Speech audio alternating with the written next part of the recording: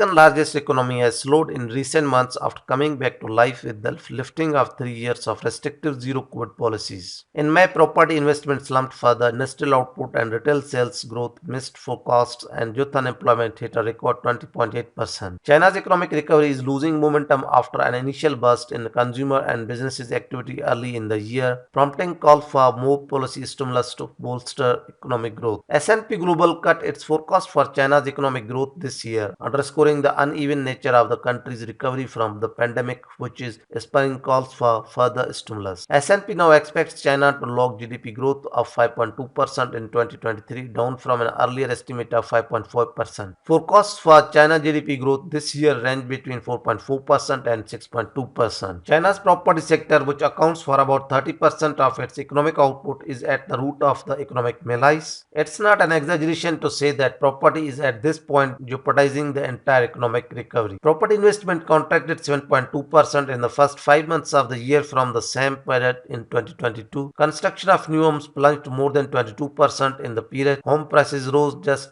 0.1% month-on-month in May, down from 0.3% in April. China's property sector has avoided a collapse but remains a key drag on the world's second largest economy. Signs of renewed weakness are emerging in the residential market, with a rebound in home sales slowing in May to just 6.7%. A mountain of developer debt equal to about 12% of China's GDP is at risk of default and poses a threat to financial stability. Signs of weakness are emerging after housing sales and prices recovered briefly following the historical slump of about 18 months. China's property sector is key for economic growth outlook this year. New home purchases in 40 major cities tracked by data provider China Index holdings were 22% below pre-pandemic levels in 2019. Slower property sales have led to a glut of inventory. Unsold houses have climbed 43% from a recent low in November 2021, around the time home prices begin their downward spiral. Weak economy and geopolitical tensions keeping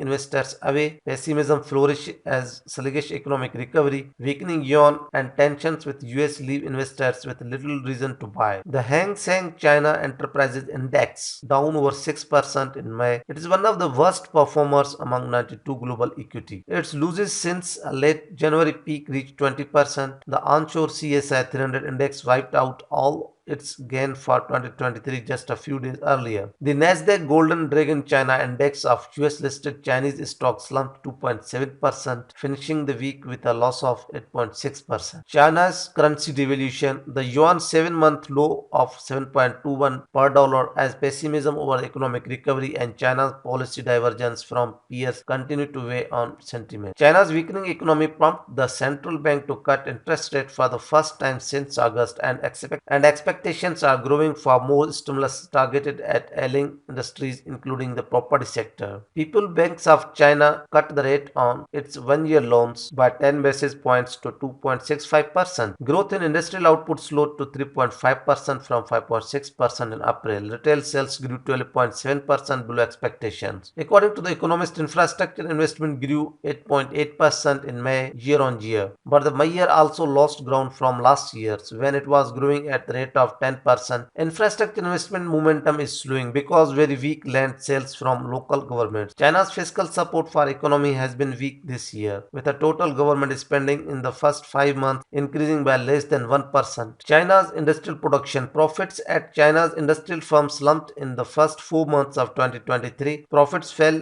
20.6% in January-April from a year earlier, compared with a 21.4% decline in the first 3 months. Industrial production added 5.6% last month from a year earlier, well below forecast of 10.6%. China's factory gate price fell at the fastest pace in 7 years in May and quicker than forecast, as faltering demand pondered on a slowing manufacturing sector and cast a cloud over the fragile economic recovery. Producer price index in May fell 4.6%, marking the steepest year-on-year drop in 7 years, when producer prices saw a year-on-year drop of 7.2% in May 2016. China's exports fell 7.5% year-on-year as a slower growth abroad hit demand, erasing what was a critical lifeline for Chinese economy during the depths of the pandemic. The unemployment rate remained relatively elevated at 5.2% in May, while the jobless rate for young people between the ages of 16 and 24 rose slightly to 20.8%. A major worry was the jump in the unemployment rate for young people to a record high of 20.4%, a sign that the post-pandemic recovery is not strong enough to absorb the millions of new entrants to the labor market. China's aging population. In 2022, China's population saw negative growth for the first time, occurring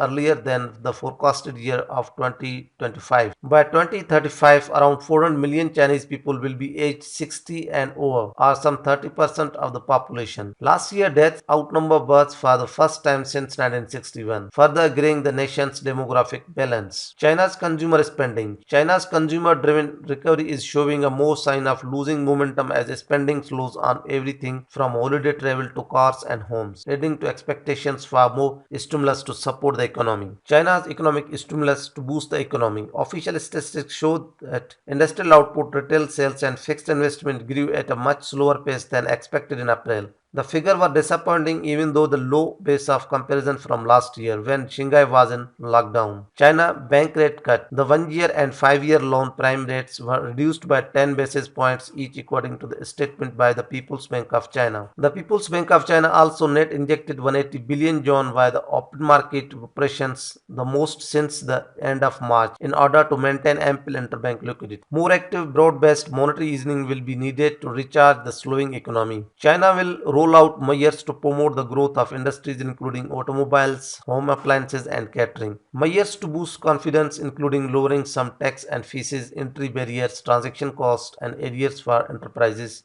Cost of the policy options. First, China has less fiscal room for maneuver. Total debt reached almost 300% of gross domestic product in 2022. The government debt, including that of local government platform, exceeds 19% of GDP, with the most of it at the local level where the cash flow is usually insufficient to cover interest payments. Second, while new property starts and sales have fallen excessively and need to be stabilized, shifts in supply and demand suggest a weaker housing market ahead. More than 127 million units of urban housing have been built since 2008. Most old city centers have been upgraded and shared towns dwelling replaced. Meanwhile, housing ownership reached 18% in 2020. China's population declining and most rural labor has already moved to work in cities. Household income growth has weakened too. Third, there is no guarantee that significant monetary expansion would work given the weak corporate and household confidence and high debt in both sectors. With low private sector credit demand, monetary expansion could end up simply supporting local government spending, perpetuating an unsustainable growth model. The Chinese government may also worry about the risk to financial stability and inflationary consequences. Thanks for watching. Please considering like and subscribe my channel.